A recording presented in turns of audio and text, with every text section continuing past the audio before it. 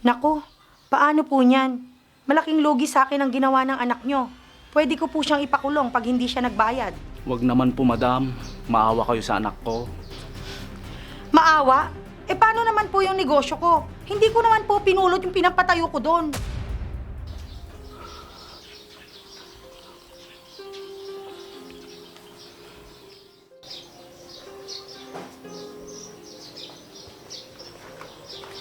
Pa, may lakad kami ng mga barkada ko ngayon.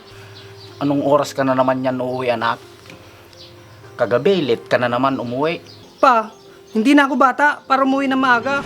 Anak, huwag ka namang araw-araw umalis. Wala akong kasama dito sa bahay. Ano naman sanang mangyayari dito sa inyo pa? Nasa loob kayo ng bahay. Ayaw ko lang na sumama ka sa mga barkada mo, anak. Ano bang problema sa mga barkada ko pa? Wala naman, di ba? Wala nga. Pero pwede bang huwag ka nang lumabas ngayon, anak? Pa, papunta na sila dito. Nakakaya naman kung di ako sasama sa kanila. Sa ayaw at sa gusto nyo, sasama ako sa kanila. Anong gusto nyo? Magkulong ako dito sa bahay? Tumunga nga. Magbilang ng mga dumadaang sasakyan? Kung ganyan ang gusto mo, sige gawin mo lahat. Pero kapag may nangyari sa'yong hindi maganda, bahala ka. Ang dami nyo pang sinasabi. Diyan na nga kayo.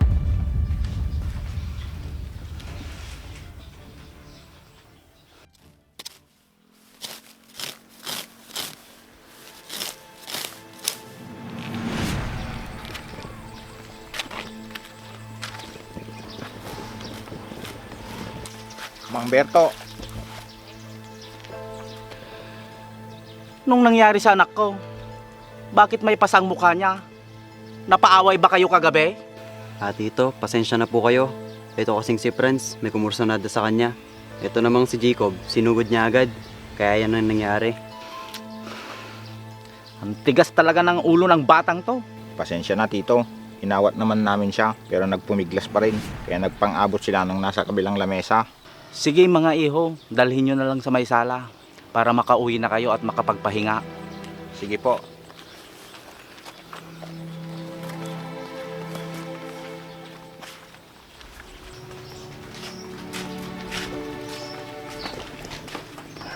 Dito nyo na lang ipahiga.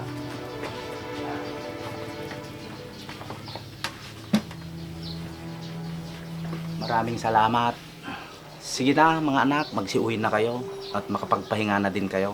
Salamat po. Sige po Tito, tutuloy na po kami. Sige.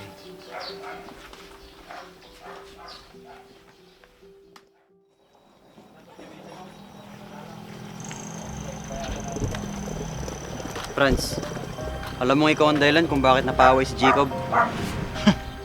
Bakit? Sinabi ko bang sundin yung mga sinasabi ko?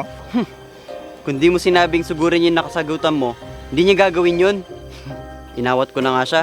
Ayan tuloy, may kasama pala yun tapos hindi mo naman pala siya tinulungan. Ano ako? Nahihibang para ipasubo ko tong sarili ko? Yun na nga eh, iniisip mo lang ang sarili mo, pero hindi mo iniisip ang mga kasamahan mo. Anong klase kang kaibigan?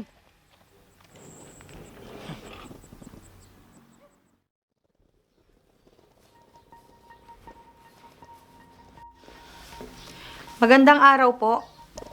Magandang araw din po. Bakit po?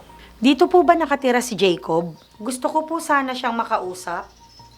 Anong ginagawa niya dito? Siya yung may-ari ng resto bar ah. Dito nga po madam, bakit po ninyo hinahanap ang anak ko? Ako po yung may-ari ng resto bar na pinag-inuman nila kagabi. Bakit po kayo nandito madam? Malaki po kasi yung damage na iniwan ng anak nyo. Siya po kasi yung nag-umpisa ng gulo kaya charge po sa kanya lahat yon. Ano po ang gusto nyong mangyari madam? Ang ibig ko pong sabihin, siya ang magbabayad lahat ng pinsalang ginawa niya doon. Madam, paano ko po mababayaran yon? Wala naman po akong trabaho. Tsaka nakikibangdiri lang naman po ako ng tricycle. Naku, paano po niyan? Malaking lugi sa akin ang ginawa ng anak nyo. Pwede ko po siyang ipakulong pag hindi siya nagbayad. Wag naman po madam, maawa kayo sa anak ko. Maawa? Paano naman po yung negosyo ko? Hindi ko naman po pinulot yung pinapatayo ko doon. Madam, anong pwede kong gawin para makabayad ako sa ginawa ng anak ko? Bakit kayo magdurusa sa ginawa ng anak nyo? Dapat siya. Ako na lang po madam, kawawa naman po yung anak ko. Maawa? Ang laki na ng anak nyo para maawa kayo. Kayo ba, naawa sa sarili nyo? Matanda na kayo para akuin lahat ng ginagawa ng anak nyo. Mahal na mahal ko po yung anak ko, kaya ayaw kong nahihirapan siya. Kuya, pangungunsinti po yan. O siya, sige, ganito na lang. Kung wala kayong pambayad sa mga nasira niya, pagtrabahuhan nyo na lang hanggang sa makabayad kayo. Sige po, papayag po ako. Sige po, matinong usapan yan ha. Bukas na bukas, mag-uumpisa na po kayo. Paano po yan? Hindi na po ako magtatagal. Aalis na po ako. Sige ho.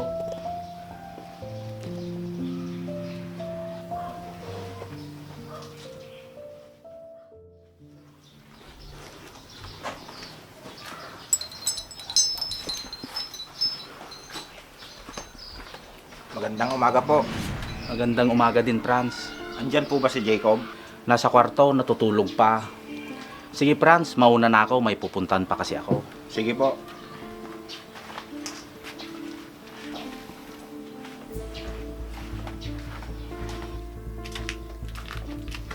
Uy, Jacob, gising. Jacob, Oh, Franz, bakit? tara, mag-inuman tayo. Ang aga-aga, Franz. Pag-iinom na naman yung nasa isip mo. Tara na, sagot ko. Sige na nga.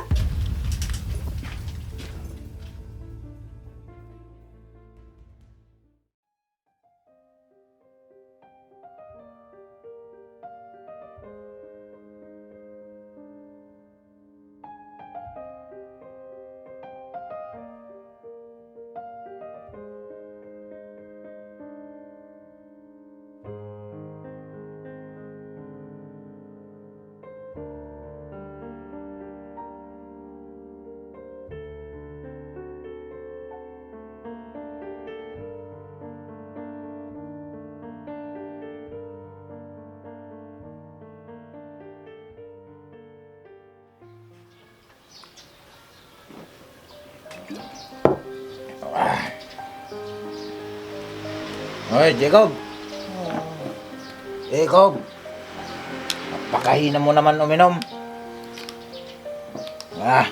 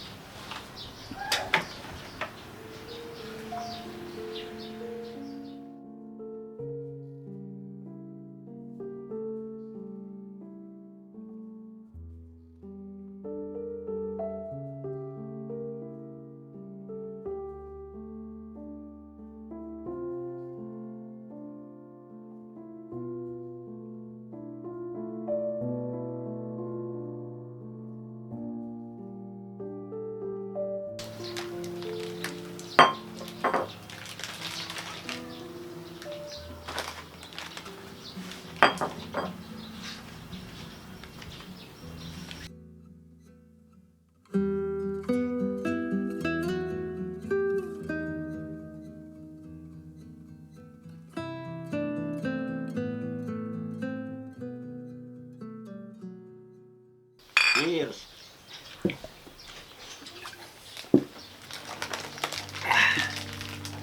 Alam niyo bang pumunta dito yung may-ari ng Resto Bar, pre? Hinahanap ako. Anong nangyari, pre? Si Papa yung nakausap niya. O Jacob, andyan na yung papa mong mapagmahal. Hoy, Franz, huwag ka naman ganyan. Kita naman kung gaano kamahal ni Tito si Jacob. Magandang araw po, Tito. Magandang araw din. Kamusta naman po ang trabaho niyo? Eto, sobrang pagod. Ang laki kasi ng babayaran ni Jacob doon dahil sa ginawa niya. Sige na, magpapahinga na ako. Jacob, nagluto ka ba ng hapunan? Anong alam ko sa pagluluto pa? Kaya na lang magluto. Sige, magpapahinga lang ako saglit. Tsaka ako magluluto.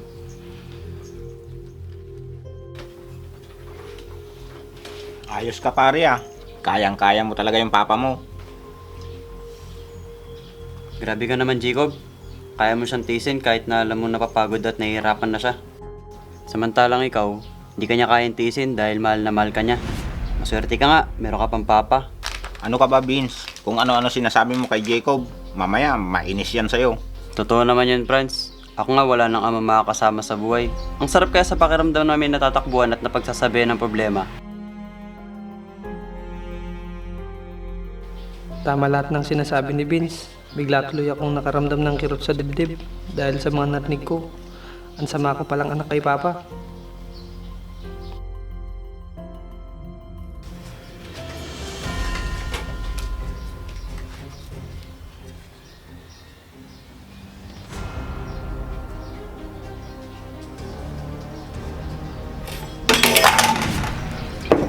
Ano yun? Pa? Pa! Pa! Gumising ka pa! Vince! Franz! Tulungan niyo ako! Pa! Pa! Gumising ka pa!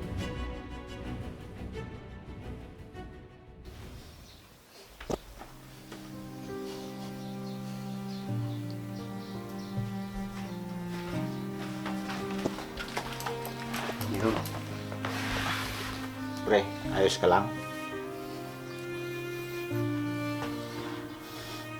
Naiinis ako sa sarili ko, Franz. Hindi man ako nakahingi ng tawad sa papa ko. Pare, mahal ka ng papa mo, kaya maintindihan ka nun. Pero mas maganda rin sanang nasabi at naipakita mo sa kanya na nagsisisi ka sa mga nagawa mo. Yun na nga masakit, pare. Inabuso ko ang pagmamahal ng papa ko sa akin. Tinis ko ang mga nakikita ko, kahit alam kong napapagod at nahihirapan na siya. Ngayon, gustuin mo mang bumawi, pero huli na ang lahat. Ngayon mo mararamdaman kung gaano kahirap mawalan ng ama. Pasensya ka na pare. Hindi ka na namin masasamahan ng matagal. Baka hinahanap na din ako sa amin. Sige mga pare, maraming salamat sa pagpunta niyo sa lamay ng papa ko. Sige.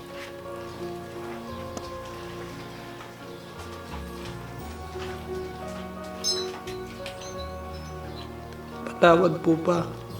Ngayon ko ramdam ang hirap na wala kayo sa tabi ko. Kung may babalik ko lang sana ang lahat.